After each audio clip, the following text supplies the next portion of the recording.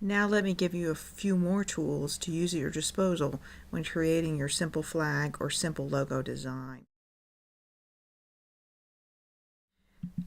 I want to imitate the foothills, the gentle rolling hills around Pocatello for my flag.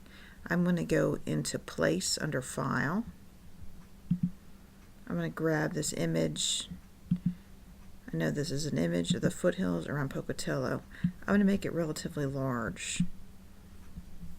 I'm going to go into Layers, and I am going to lock that down, which means I'll need to create a new layer.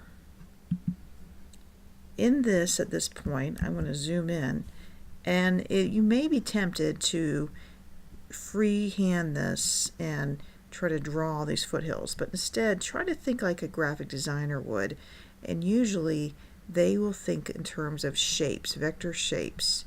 Let's grab the polygon tool. You might not think of a polygon as a foothill, but now you might after we're finished. Okay, I'm dragging it out. I'm using the shift. I'm holding down shift to move it around while it's still, my mouse button is still held down. My dog's starting to dream. Do you hear Michaela? She's on my lap. She's actually dreaming right now. I'm going to also be able to rotate it like this.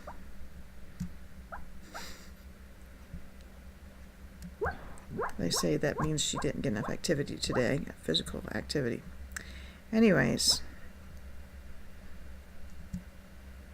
I'm going to make it pretty wide. I'm going to be able to round the edges in a moment. Okay. And remember, you can still rotate it while you're still in this mode by going side to side diagonally.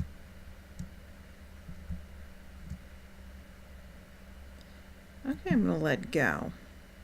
Now watch what happens. By grabbing the little widget, you see the little cursor changes, you can round that. Alright, and I've rounded it into what looks more like a foothill. Right? I can still move it when I'm not even in select, but I can still move it by grabbing the center point.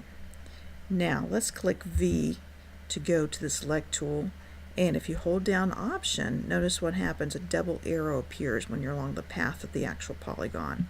This will allow you to create a new one without having to do Command C and Command V to duplicate.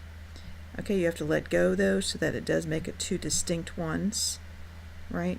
And then I'm going to move it around. I might have to come out a little bit to get the center point. Okay, and I'm going to put it here.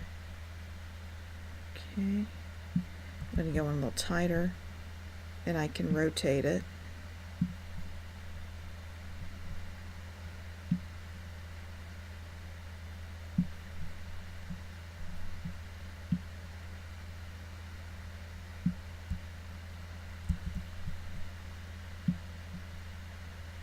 Okay, and so I can move it around until I get it the way I like it, rotating it as needed.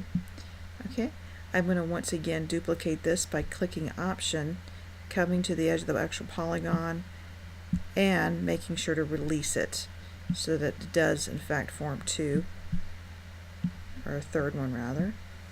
I'm going to move this around. I'm going to go in a little tighter so I can see. It's going to have to basically estimate this one because the shadow there. Right? I'm going to pull that out. Maybe rotating a little more. Okay, so we have our three shapes there, if you see them carefully. Let's now go to Layers, and I'm actually going to make that layer invisible so I can see my three shapes. Okay? I'm going to actually grab my three shapes and move them over to here. Okay, and I just need the top of them. Okay, now I'm going to blow your minds. What we're going to first need to do is create kind of a horizon line or a ground line where the bottom of the foothills. Okay, I'm going to drag it across about right here. Okay, so notice when I clicked V, this is the top big one here. This is the one in the front, and then there's another one there. Actually, the top big one is there, but we don't have to worry about that, because what's going to happen, we're going to use the shape builder, but we do have to select everything first. I selected everything, so all the shapes in the line are now selected because I dragged a rectangle and the select tool around them. I'm going to grab the shape builder, and this is really neat. It will actually, when you drag across things, you see the plus sign with the cursor there, it'll combine those things, but I don't really want to do that. I actually want to minus everything that's underneath that line. Hold down Option, drag across, and it's going to minus everything. Okay, you can also minus some of these other things. All right, so for instance, you might not want, you might actually want to keep that, so you might want to join those together by dragging them without holding anything down. Okay, same thing here, drag that without holding anything down. And so we have our three mountains there. Right, you can hold down Option to get rid of that little segment and that little segment. I'm going to go back into Select, and I can line this up a little better. Okay, not bad, right? Notice down there we do have this area, so you might want to get rid of it by going back into Shape Tool. Remember, everything is to be selected, holding down Option, and just dragging it. By going back into, making sure everything's selected, back into Shape Builder tool, holding down Option, and then just getting rid of that. I'm going to zoom in, and then I'm going to bring this down. Okay, so we need to add some fill color to this, right? You might want this one to be in the front, so you may want to hold down Option, or rather, don't hold anything down, just drag it across, and then now that's been combined.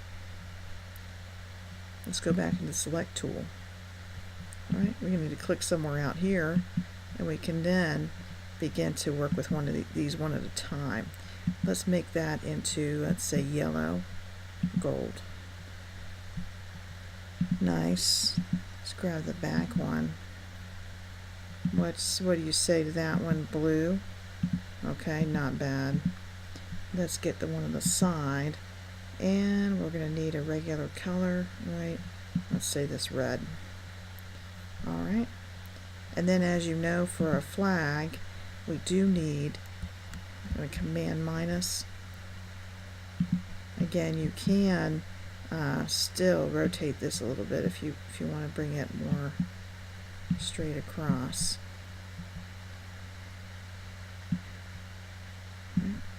Not bad, not bad. Now I might grab the rectangle tool, which is back with the polygon tool there. I might make a rectangle for my flag. It's on top right now, so I can go right mouse button down to Arrange, Send to Back, not just backward, send to back, right? I probably do want to change the color of that though, right? So I'm going to make that, I don't know, maybe it should be a black background. I don't know, it's kind of bleak. Maybe just white. Okay, with a stroke on it perhaps. Alright, maybe a nice yellow stroke. I'm going to need to bring up the points. Not too bad, not too bad. Remember also, a stroke on the mountains, maybe a nice black stroke. Okay, I don't know. You can do them all at once.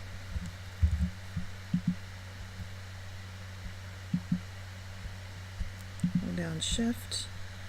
All right, do the stroke. And then bring that up. What do you think?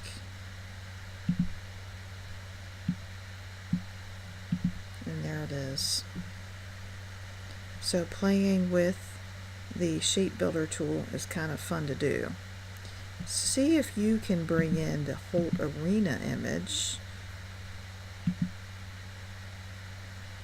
and see if you're able to use that image and use that image as a reference image and recreate the whole arena using vector shapes. It's rather tricky.